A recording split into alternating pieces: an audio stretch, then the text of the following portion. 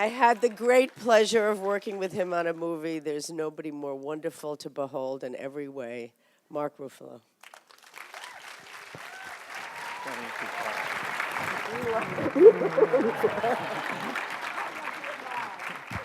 Okay, so. Sorry.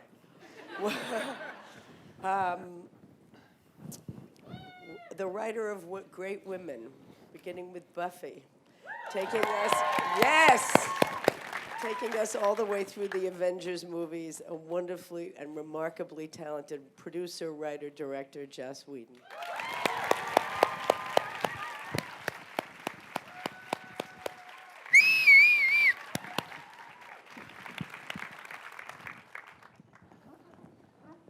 So what do you want to ask me? Will you date me? I'm going to change this to this How do I side. sound if I'm like this? Can you hear me? Can you hear me? Once. I got to turn this over to this side. Sorry, guys. Professional show business, right here. Am I good? Can everybody hear me okay? Somebody said no. Okay.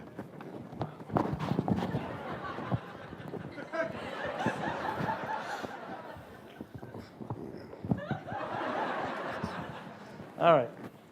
How's that? Feels great. I mean, film. So, here we are with Josh Whedon.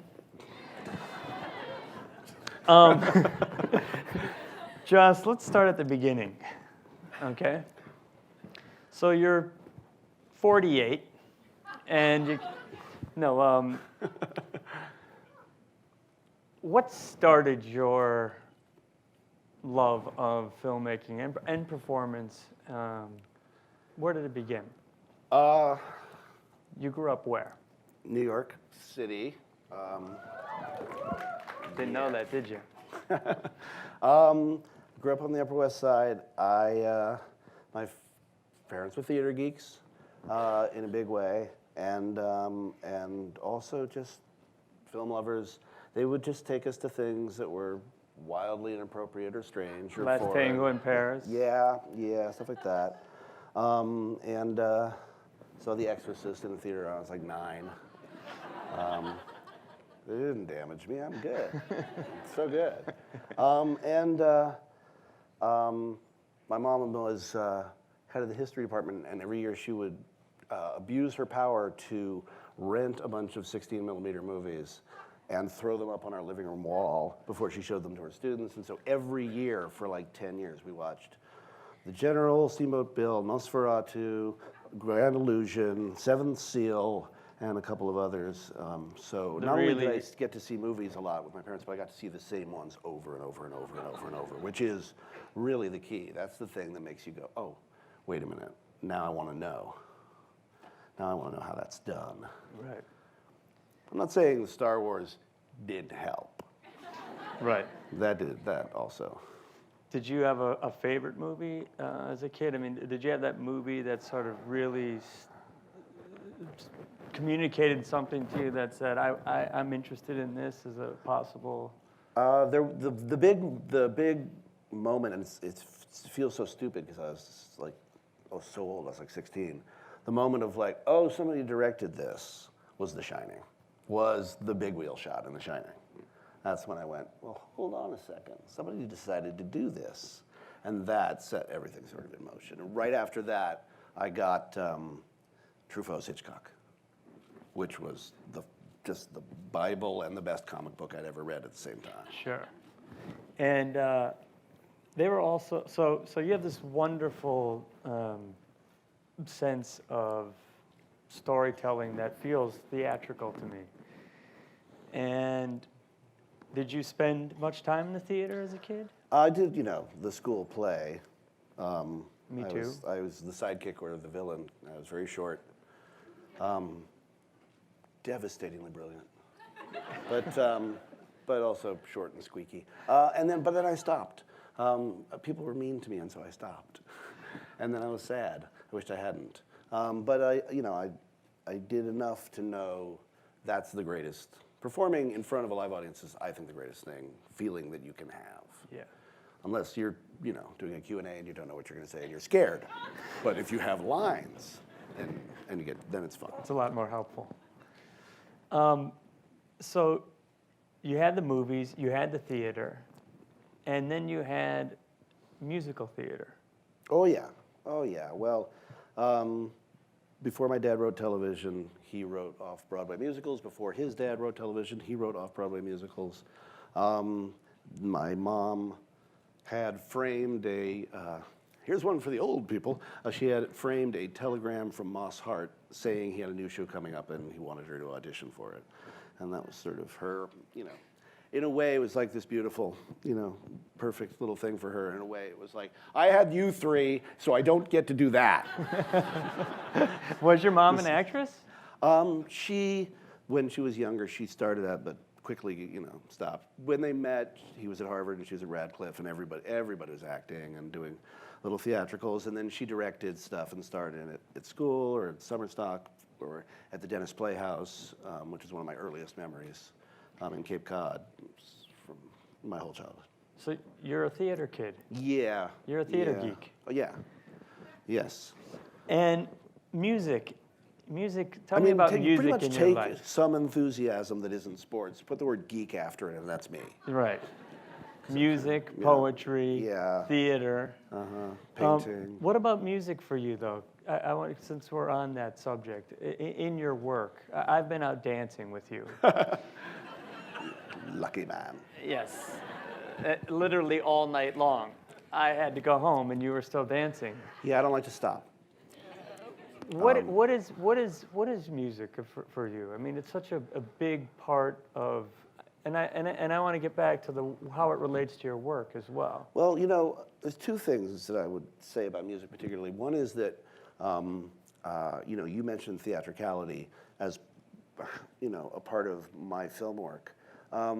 There is a heightened state, and particularly in a song in a musical, where if the musical has been being done right, this is the moment. This is where it all comes out. This is where, everything is building to this, and you have this perfect state where not only is somebody articulating who they are and what they need, but it rhymes. Like it is absolutely this pristine, very structured thing.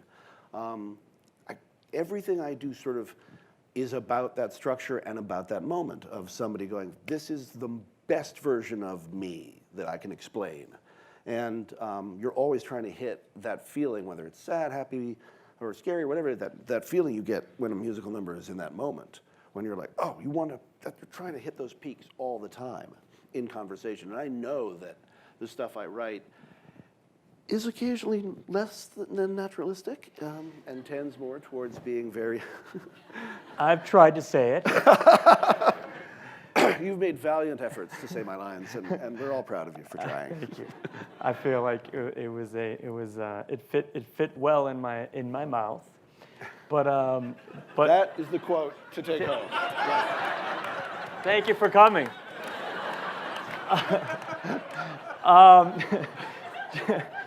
But Joss, it's a vernacular.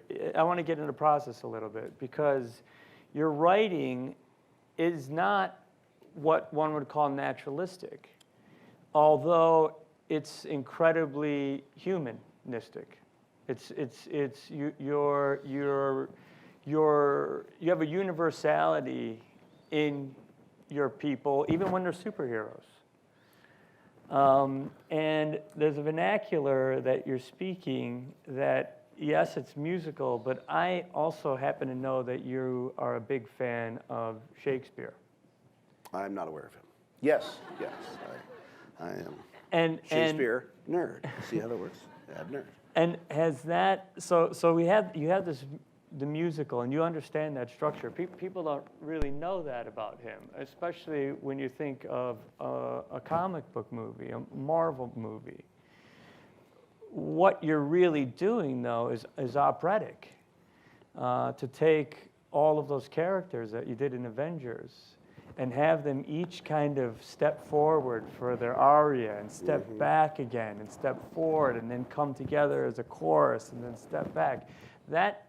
There's a plan to that, isn't there? Well, yeah, you hope you're going in with a plan. Sometimes you think you have a plan, and then you get in the editing room and find out that you have a new plan. Yes, that happens. Sorry about that. Yeah, no, never you. You take the most theatrical stuff and make it sound like you just thought it up better than almost anybody I've worked with. Boy, thank you. Oh, it's a big deal. It's a big deal. I'm like, oh, good. He's going to cover my florid, self-regard and make it seem like a human thought. Can't get enough of that. Structurally, the rhythm of the piece is going to be the same as the rhythm of the dialogue. You're going to want to feel out how much you can put this person out before they need to come back and some other person comes in, and that's, in anything that you're doing. When I started doing comic book movies, people were like, actually had to point out to me that that Buffy was the X-Men, and that I'd been making comic book movies, since I started doing television. That everything had been designed for that sort of the thing that comic books give you, because I studied them as much as I studied anything else. And by studied, I meant read, and tried to convince my parents that somehow this was going to pay off later, so they wouldn't tear them up. But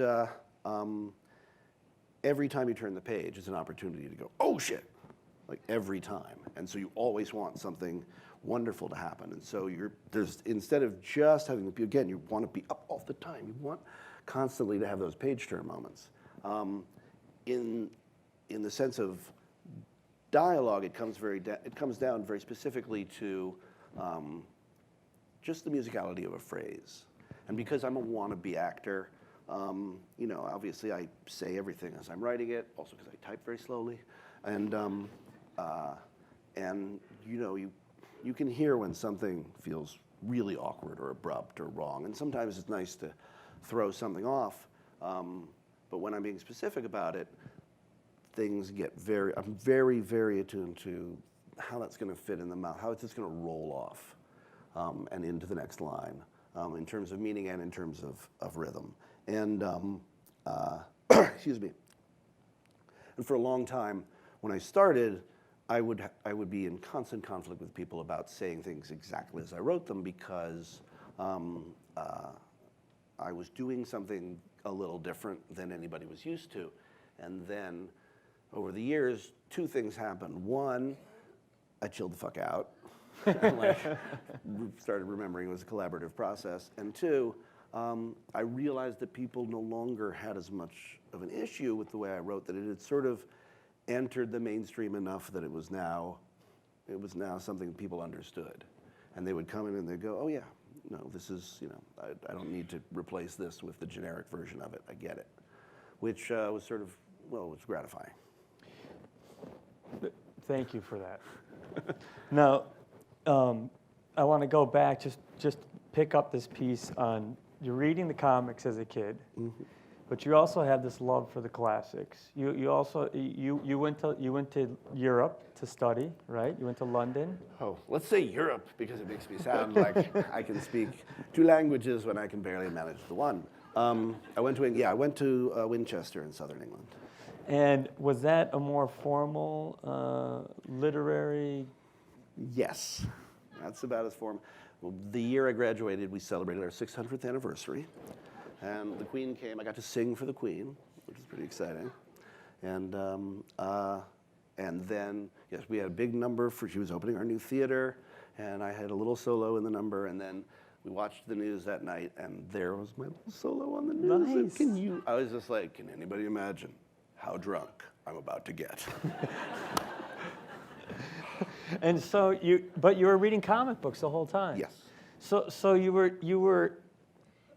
you seeing in the comics what you were seeing in Shakespeare? Were you seeing that kind of this grand struggle, or these, because they're sort of doing the same thing in a strange way.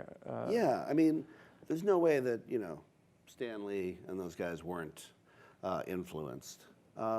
Shakespeare is, he's everywhere. And, he has invented a lot of the structures and rhythms that we understand and that we've built off of. So it's not surprising. And at the end of the day, sorry, I feel like I'm just fucking you guys over completely. Although so you're probably fine. You don't care at all. What do I think? You guys, Sorry. on the other hand, have got the wrong end of this stick. Yes, Josh. Sorry. So Josh, What? Tell Josh, Mark that I mean, I feel like Shakespeare was absolutely about, let's take this grand spectacle of theater about kings and queens and gods and fairies and absolutely bring it down to earth. That was sort of his genius. It was like, let's humanize this. Let's tell stories about ourselves and pretend that they're kings and queens.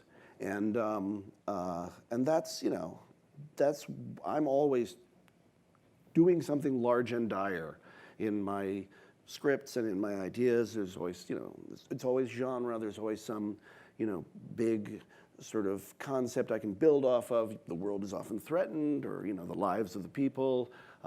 It's not very Sundancey. I don't have a Sundancey vibe. Nobody's going to go on a road trip and reconciliate with their family. That's not gonna, but it is, but unless you it's do an love evil road trip. You love, but you love family.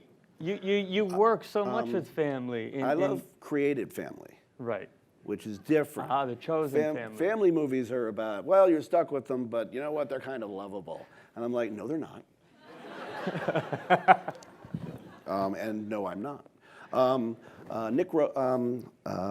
Nicholas Ray did a lot of the same thing, and I studied his stuff a lot with my professor Janine Basinger, and the idea of the created family appealed to me enormously because the idea of the family that you build yourself, the people who discover they need each other as opposed to people who are related to each other and driving each other crazy for their whole lives, seemed to me the most compelling story. Now, when did you start? I want to get into Buffy now. I want to get into yes, what we've been waiting for.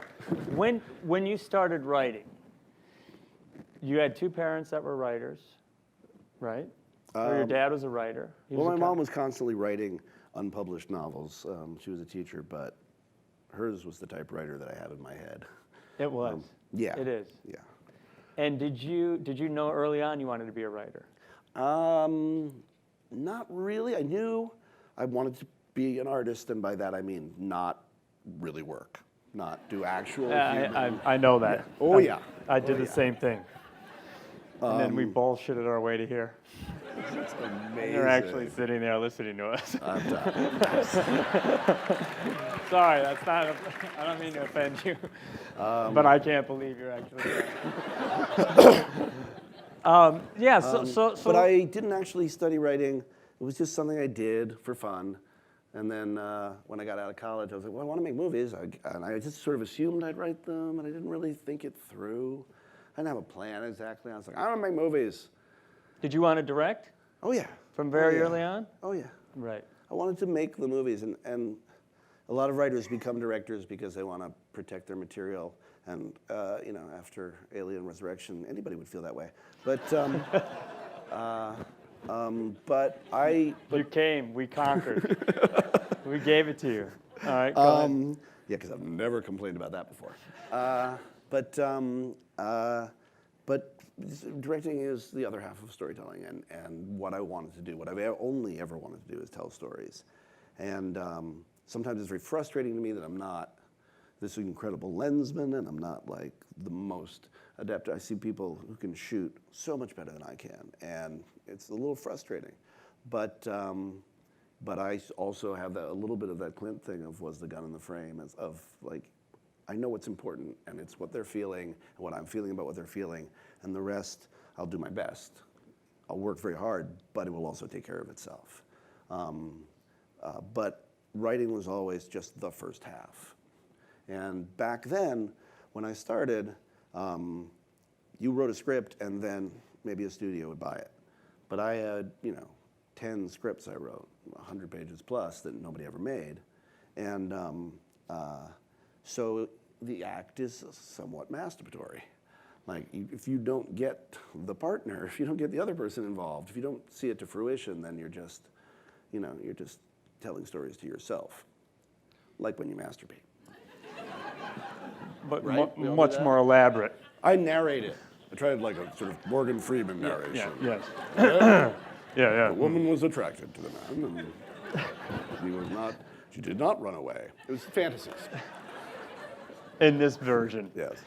But John, but you didn't start as a director. You started as a writer.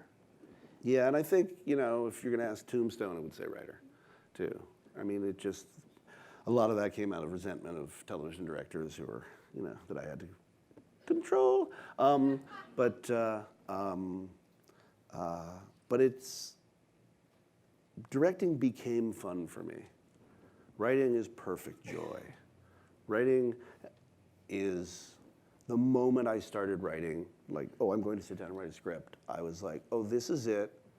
This is my true love. This is why I'm on the planet, if there's any reason at all.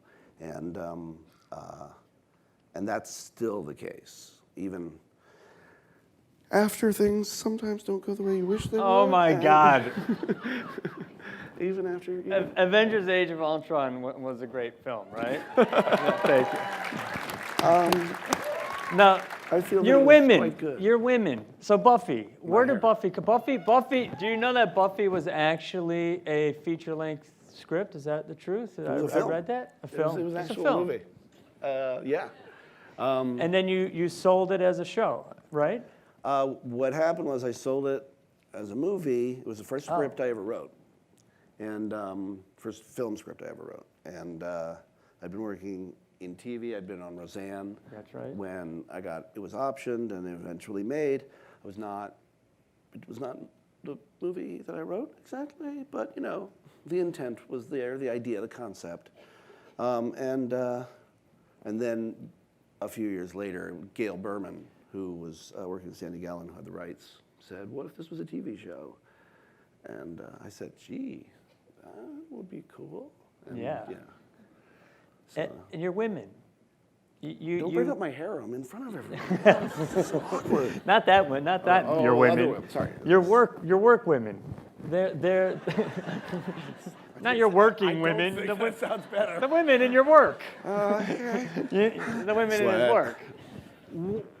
You write these really beautiful, powerful, vulnerable women, and you do it again and again.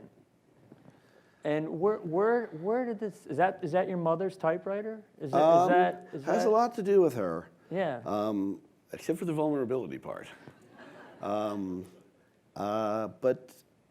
it's something that I've been trying to answer. Why is my avatar an adolescent girl with superpowers?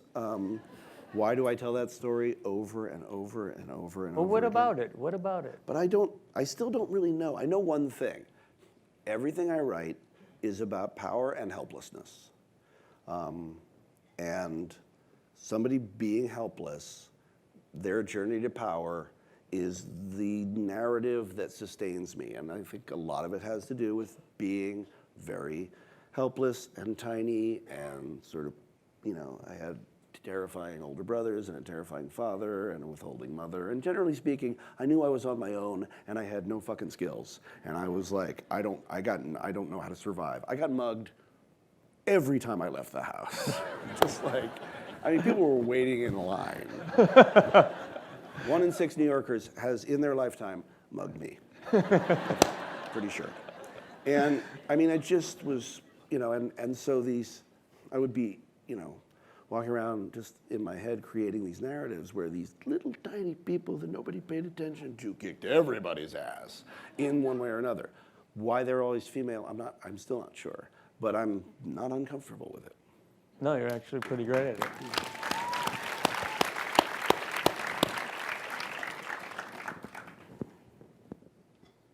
Have you gotten?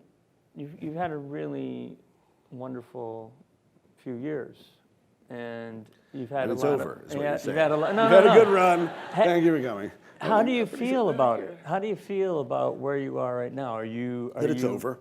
Yeah, that's how we always feel, right? Yeah, this is a bad one. I know Yeah. that you get that after any project, probably.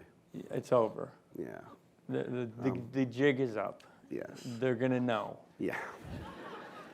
Yep. It's worse this time. Partially because, of the Ultron thing, which was difficult. And I should just say, because I feel like part of, like Ultron, I'm very proud of. There were things that did not meet my expectations of myself. And then I was so beaten down by the process.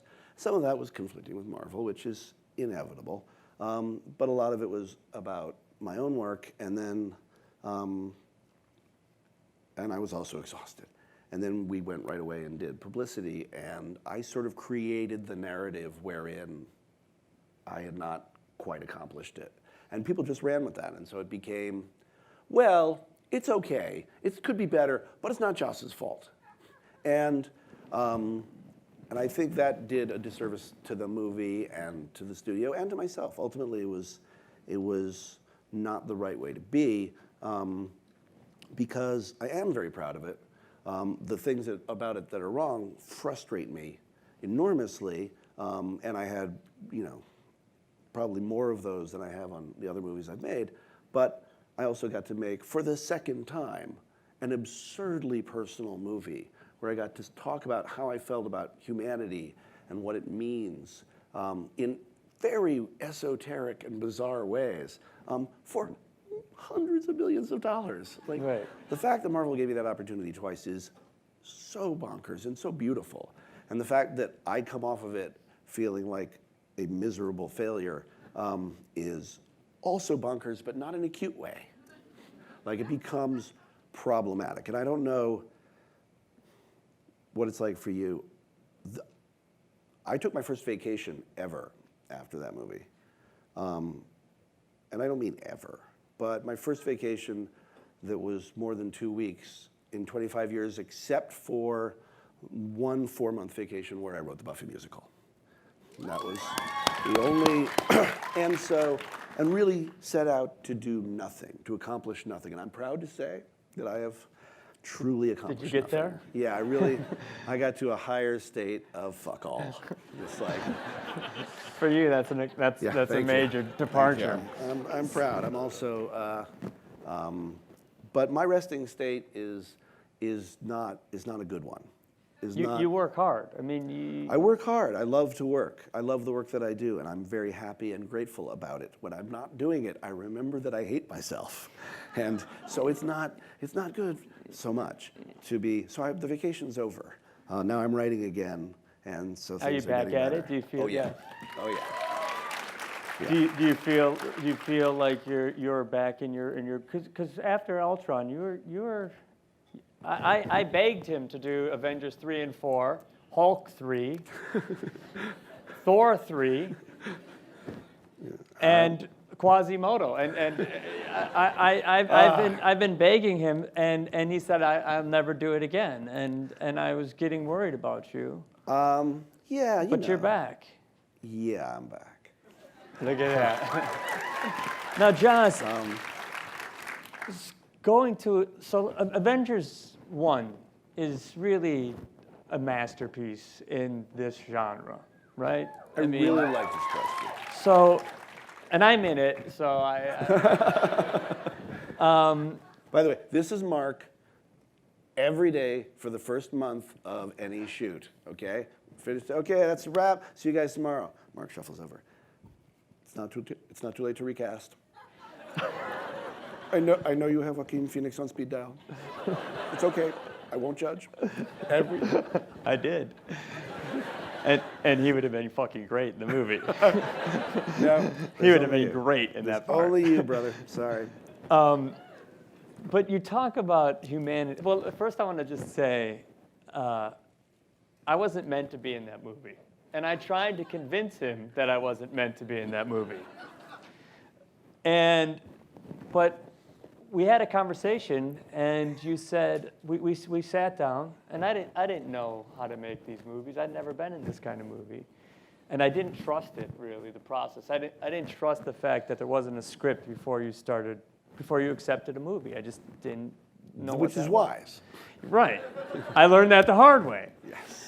And we sat down, And what your take on Hulk was so personal for you. You know, first of all, that was one of the greatest. That first conversation where we sat down to lunch, and then we walked around High Line and stuff, Yep. and then I got back to my hotel, and there was like 14 messages, and so I called in at Marvel, and they're like, "The fuck, man? Why didn't you call us?" I was like, "I said I'd call you right after lunch." What? I said, we just had lunch. They're like, "It's been 4 hours." Yeah. And I had no idea. I thought we'd been together for like 90 minutes. Yeah. I was like, oh. Yeah. I was like, well, I guess it went well then.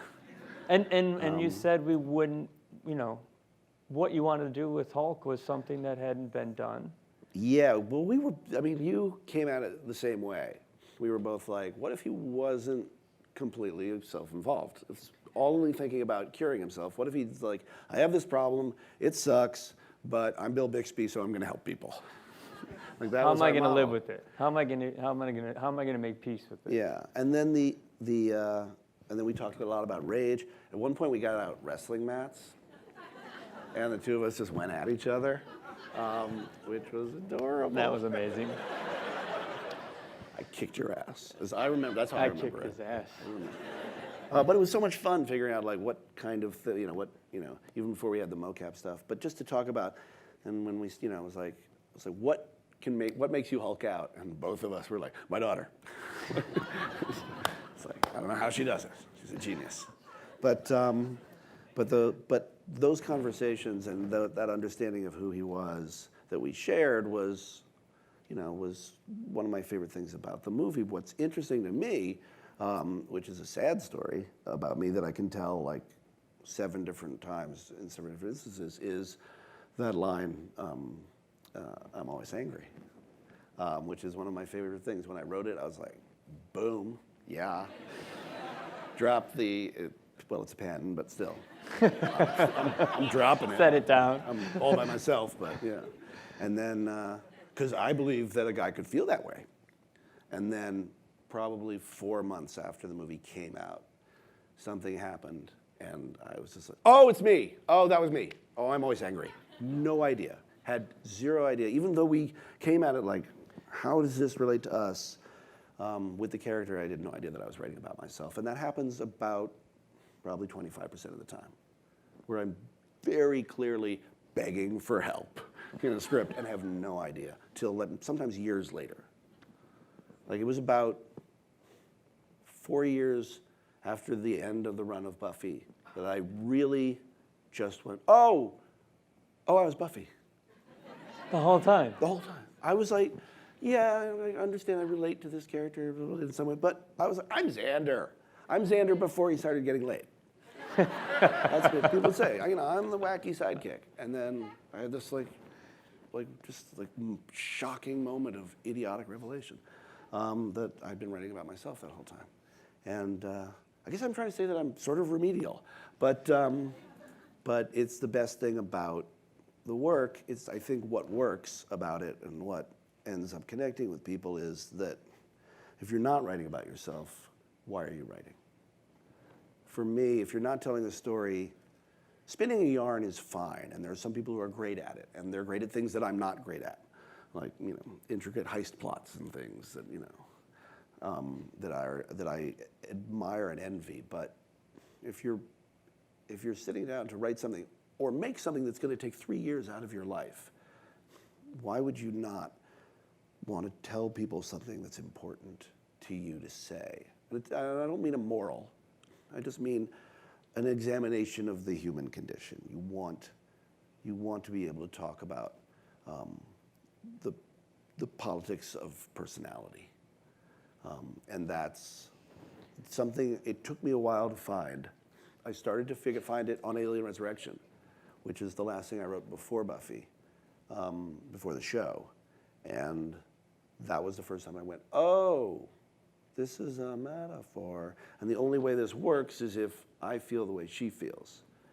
And that was sort of like the beginning of becoming a storyteller instead of a yarn spinner. And to me, if I can't do that, if I can't make that connection, then I'm wasting people's time. And as much as I may look back at anything I've made and go, flawed, embarrassing, I never feel like I did that.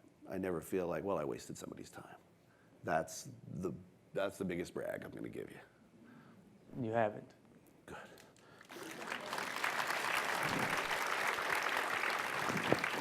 Something to do. What about episode 4? Shut up!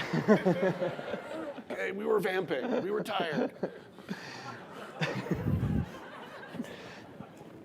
Was that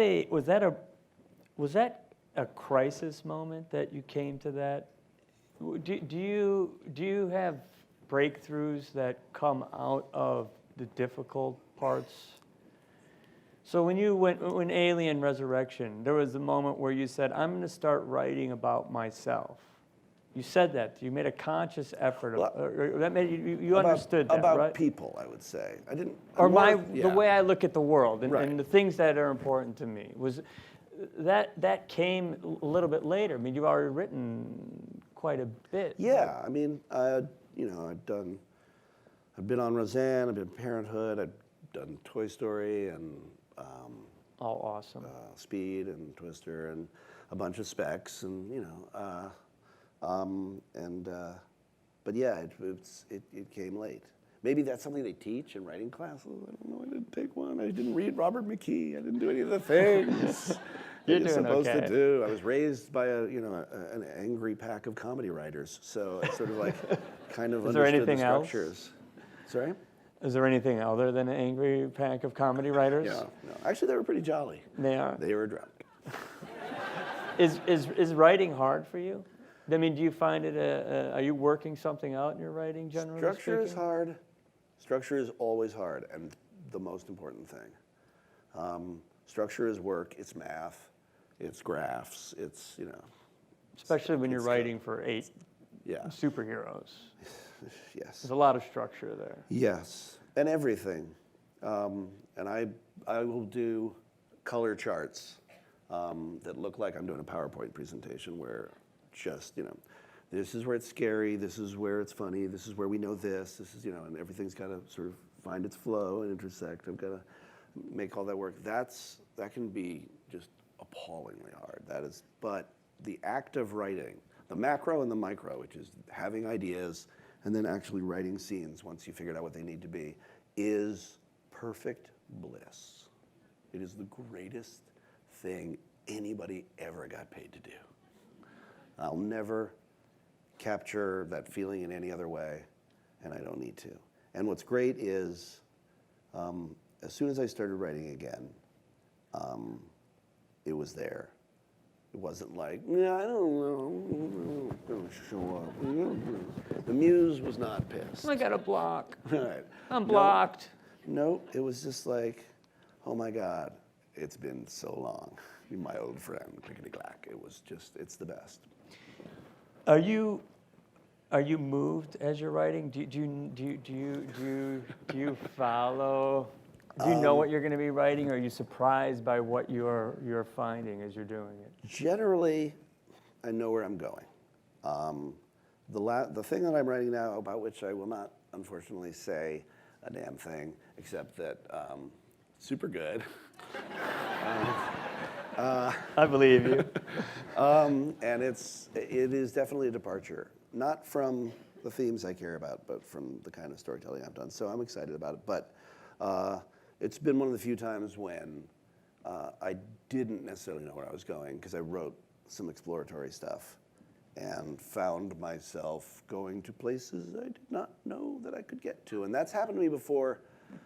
The first time when I wrote Angel Turns Evil, because he and Buffy made the Beast, I wrote the scene where he basically pretends that he just doesn't care about her and just acts like a dick. And that was an actual, I didn't drop my pen, but I actually looked at it and was like, oh my God. I had no idea I was such a dick. Like, I accessed this terrible person, and I was just so happy that I had this darkness in me that was just appalling. And this has been happening with this script over and over and over. Probably too much. But but I also wrote one scene in it that I started to tell you about, where I towards the end, I was like, I think this is where I'm heading, because I still have structural work to do, but I started writing it, and Were you moved? I wrote all the way through to the end of the movie and was crying so hard in public that the restaurant closed, the valet guy came to me and then just turned around and went away without even talking to me. Oh my God, just, and I'm a shy sort of fellow. I don't like to make a spectacle of myself. I had to take off my shirt and blow my nose into it because they had taken away all the napkins and everything, and I couldn't stand up. I couldn't stop writing. So and then I got in a car.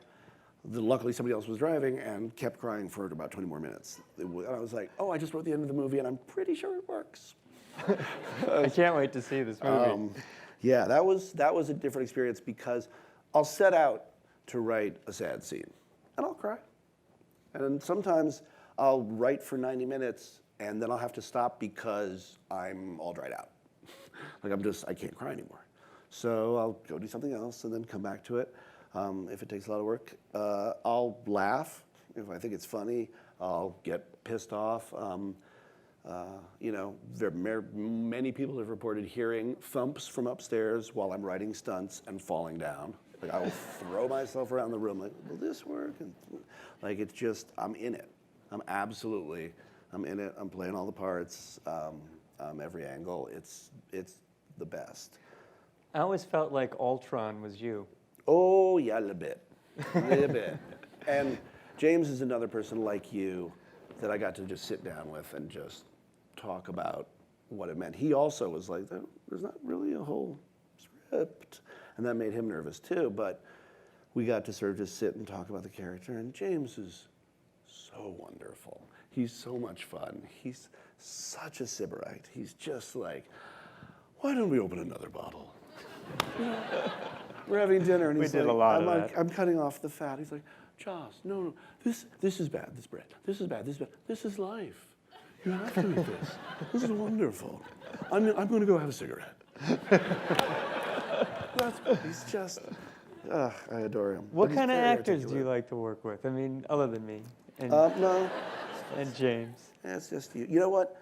Do you like actors? Generally speaking. I'll be back in a couple of minutes. The weird thing is, La la la la la la la. as many of my best friends are actors as writers. I love actors, and I did not think, I had sort of, again, in the old school, it's an adversarial relationship, and and I've worked with my share of divas, but I also have enormous respect for divas. They're usually people who do something extraordinary and know it and show up and do it, and you have to deal with a lot of other stuff, but they usually come in and say, you're going to have to deal with a lot of other stuff. I'm a diva, so here we go. And then you get this beautiful work, and you're like, okay, good, Yeah. and thanks for the heads up. Really toxic people, I avoid. I cast for sanity. That's a very important thing to me. But toxic people are different than divas. Divas are complicated, but they know that there is a simplicity to what they're going to give you that you need and want. And truly toxic people are just about trying to tear something down, whether it's somebody else in the thing, whether it's the story. They're about power. Those people have no business in my life, as far as I'm concerned, in the industry. And it used to be that was supposed to be part of the thing. Like if you were brilliant, you were supposed to be difficult. And I think we've come to a different place, and we've come to a different place in the way actors and writers deal with each other, partially because so much is being done in TV and movies that is more collaborative. Actors are being given the opportunity to direct, they're writing, there's improv people who are, a lot of my friends are both performers and writers. My best friend Ricky is an amazing writer and an amazing actress. And, those lines are not, in fact, I have a frustrating number of friends, like Alan Tudyk and Nathan Fillion who are like, I'd like to write something sometime. And I'm like, hey, fuck you, buddy. It's a calling, okay? This comes from oh no, that's really good. Damn you. Yeah, Alan just wrote and directed a web series. It's beautifully done. Con Man. It's just great. And I'm just like, oh, come on, what am I for? Leave me something. Do you like this? Do you like the collaboration? Yes. Do you enjoy it? I love it. I mean, I was afraid at first because I also didn't study directing. And so, that feeling you have that, oh, I'm a fraud and they're going to find out. I was an actual fraud. I was bullshitting. And because I thought there was some secret language they all knew that I didn't and they were going to find out. And, but the only thing weapon that I had in my arsenal was the truth. I was like, this will work better if it's like this. That's all. And that's all anybody wanted to hear was the truth. And with, a nice version of the truth. And so it became very easy very quickly and then very exciting. And there's pushback. What do you mean? There's pushback in the sense of, you'll be like, well, I don't feel like I'm here. You haven't gotten me here in this line or whatever. And you're not, you're not a difficult guy at all, but you and I were always in search of the truth. Everybody in that cast, and everybody in that cast was incredibly nice and professional and very trusting, even on the first one when almost nobody had any idea what I was trying to do. Like Evans later was like, now we get it. Then we were like, what the fuck is he up to? He's turning the camera upside down. Did you guys notice he's turning it's just act. And I'm very grateful for that. But everybody's also going to come at you and sort of go, well, I have this. This doesn't, this is problematic for me, or I need a new way in here. And I not only love that, I think that's what movies are. They're not what I wrote or my intention. They're not, your feelings about your character. They're the frisson that happens when we bring those things together. Yeah. They're the frisson that happens when a studio has a certain agenda and you have a certain vision. And even if you're largely in step, there's, somewhere you have to be in the middle. It's that connection between people that is not just collaboration, but ultimately what the piece becomes. And I get to be in the center of it if I'm the creator, and that's exciting. But I'm only in the center of something very much larger.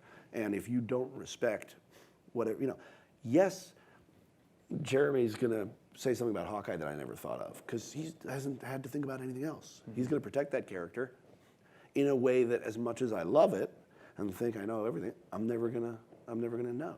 And that's that's where it gets to be art, is when you give yourself up to it. And every conflict I've ever had has been in the service of the story and how close I was to the story. And if I was talking to somebody like you, who is in a different way as close as I am, then it's a conversation. If I'm talking to somebody who's not actually talking about the story, who's being vain or being, competitive or power hungry, it's a different conversation. It's a quieter conversation. And the people who know me and my work when I'm working, my work method, know that if I get very quiet, it's probably not good. It's not. Don't do that. It's not personal. It's business. You're fine, don't worry. This is how I am on set when I'm happy. Josh. Have some candy. I don't know why I turned into that guy. Where did that come from? I don't know. Where the hell did that come from? What? So I've heard it said that a movie's made 3 times. It's made when you write, it's made when it's acted on set, directed, and then it's made in post. It's made in the editing. Is that do you know what it's going to be, or is it a process all the way along the way? And then when you get into editing, does that become another creative, or is it? No, it is, and it's the same. The dialogue between you and the editor. I've worked with Lisa Lassick. The first thing we did together was her second episode as an editor was the Buffy musical. Wow. And she did that with me, and she did Firefly, and she did Cabin in the Woods, and she did Dr. Horrible, and she did both Avengers movies with Jeff Ford, who's also a rock star, and like we absolutely speak each other's language. But What is that language? mine. Spoken like a true No, director. no, We're having fun. We're not stopping. no, I got. Aren't we? Fuck them. No, that's it. I'll never be back to Tribeca again. I might end up at the fucking bottom of the Hudson River with some concrete shoes. But they'll be stylish. They'll be like Italian concrete shoes. Very briefly, yes. You do have to give yourself up to the idea that it's going to remake itself 2 more times after you write it. The language that Lisa and I speak is, I would say, the sort of passionate humanist nerd, where she understands. She's looking for the emotional truth in everything that I shot. And generally speaking, if I'm like, is that the best we got? She'll show me. I'll be like, oh yeah, really? She knows. I worked with an editor on the first one who then left, the first Avengers, who did not understand what I was doing. And that was kind of a new experience for me. Yeah, it was just terrifying because when you shoot, the first one I shot very differently. That one had intent in every shot, where it's like, this starts here and goes here, and we use it for the beginning of the scene, and then he'd do something completely else. And actually, when he left, he sent me a note, not entirely happy. And one of the things he said was, "Well, I guess maybe I didn't laugh at your jokes enough." And Poor bastard. I was too tired and angry to reply. But the more I thought about it, I was like, "No, actually, if you don't laugh at my jokes, you shouldn't edit my movie, because if you don't think my jokes are funny, it's not gonna work." It's not about being a sycophant. It's about understanding, what the person is doing. And but at the same time, the first thing Lisa ever did was challenge me. The first note I ever gave her, she was like, "You really want to cut from Tara before this?" And I was like, "Oh, all right, you're right." But and in a movie, it's more so just because in TV you can, usually once it's been on for a little bit, you know your act breaks, you know your cast, your locations, you know enough that what you wrote is going to be very similar to what comes up on screen. And then Making Serenity was the first time my first movie was the first time I was like, oh, it's very fluid. It's very different than TV in that respect. I have no idea what shape it's going to be when it's done. Quick, do you guys want to ask him some questions? Or him? Sorry. So, no, I want, quick, first 3 favorite things that you've done. You don't have to tell us why. Your top 3 things that you've done. Wow. I don't have to be in them. The Body episode of Buffy. The script for issue 5 of the Buffy comic book. And let's see, probably Out of Gas, which I worked on the story with Tim, which he wrote and David Solomon directed. How about your 4th favorite? Firefly. Okay, let's talk to you guys. All right, am I doing this? Yes, you. Speak up. Oh wait, there's a mic. Hi. Sorry. Sure, take your time. Okay, so Buffy is my favorite show of all time. Once More with Feeling, my favorite thing that has ever been on television. I watched it 3 times in reruns the day it was on. See, this is how you ask a question. I know. I'm learning. Yeah, I'm gonna talk really fast until I can still keep speaking. So, obviously, Dr. Horrible, commentary, all of those. What I'm asking is, when are we gonna see a Broadway musical out of you? See, that's how you ask a question. I was actually working on a musical earlier or last year. Not, again, something very much a departure from anything I've done. I had a little hitch in my giddy up on the musical, partially because after Ultron, there was just too much. There were too many moving parts, and I was like, I need to write something that I completely understand, that I'm going to shoot, So it's taken a bit of a back seat. Also, something else happened, and nobody will be surprised, even remotely, to hear that that something was Hamilton. Yes, that little ditty. Which it was only after the album came out, and I was listening to it 24/7 that I was like, I can't hear myself. I can only hear him. So I was just like, I'll get back to that. As soon as I stopped listening to Hamilton in 2021. I don't blame you. Back there. Who is? Yeah. Okay, first of all, it's a pleasure to meet you guys. Like, even as collaborators or individuals, I think you're both breathtaking.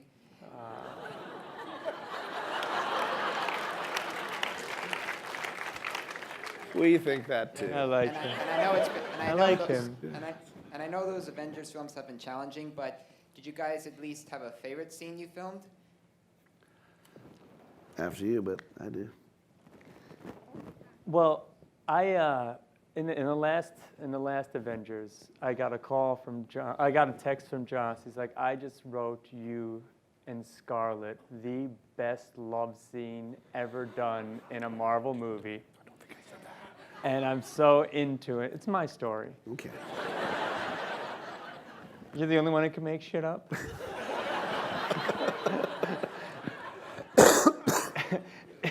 I can't wait for you to read it. And it's this beautiful love story in the middle of this crazy, giant artificial intelligence, where these two people it's unrequited love. It's like a classic love story. And I love doing that. And I also loved I'm Always Angry. That's one of my all-time. I just was in the pocket of that. I knew exactly what you meant. Because Yeah. I am always angry too. Mm-hmm. Yeah. But you just can't tell. You can tell. No, you can. You're like the sweetest. What about you? I love the scene with you and Harry Dean. That was fun, and the fact That was amazing, and it got cut. Not Not totally. Yeah, no, there was more. But Yeah, that was beautiful. But the scene with you and Scarlett in the second one, really, first of all, when we finished shooting it, that was my first and only ever completely unironic group hug. I was so proud of you guys. I was so thrilled, and it was beautiful. I would change some things. The floorboards could have been less creaky. Yeah. That turned out to be a problem. But most importantly, the edict. It's a farmhouse. The edict an old came farmhouse. down. Yeah, it wasn't real. It's only a model.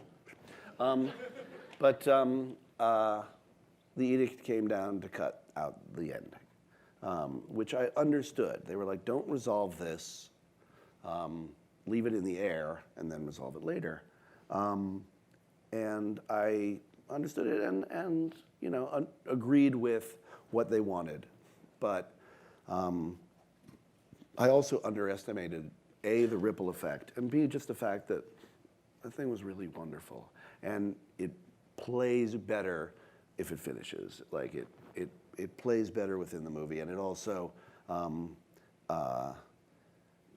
there's things later on where she was playing a kind of like fatalistic cool that actually didn't make sense without the resolve having already happened. Yeah. Like when she's talking about, they could blow the thing up and we don't have to leave with Cap. And the whole thing of getting captured by Ultron, all of that used to come from the fact that you had already said no. And it was brutal and beautiful. And then it's just sort of, she's just doing a bunch of things and they don't necessarily come from an emotional place. And that's, I think, something that I should have. I failed. Why did you bring up the fail? One more. Oh, one I more. hate your question. All right, one more. You pick it. What? Okay. It's too much for me. Ma'am, over there on the side. Aw. Hi, guys. Next Hi. time you're in Toronto, Rebecca Swift, call me up.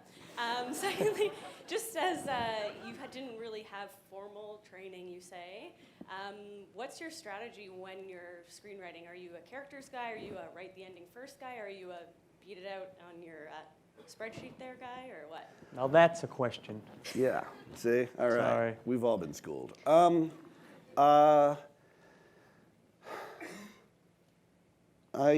Characters are the reason I'm there, and they're the most fun to think up. They are not a movie, and it's very easy to go, it would be really cool. Even a premise is not a movie, although that's something in American cinema that people have forgotten sometimes, occasionally. I didn't say it. So structure is an absolute. 2 times in my life, I have had an idea that had a third act in the idea. And one of them was the biggest spec sale I ever made, and I knew it would be the moment I thought of it. And the other one was Cabin in the Woods, which we wrote in a weekend. Because we knew you have to know where you're going. Now, some people can, write a different way, and they don't. And I wrote a couple of episodes where I didn't, but there was enough structure around them that, like the dream episode of Buffy, where I was like, I know enough that I can just sort of let this flow like poetry, but almost without exception, if you don't know where you're going, you're never getting anywhere. And it doesn't matter how cool the idea is and how cool the characters are. You've got to figure out what that reason why there's a whole movie about it. So structure, structure, structure. Ladies and gentlemen, Joss Whedon. Cool. Thank you so much.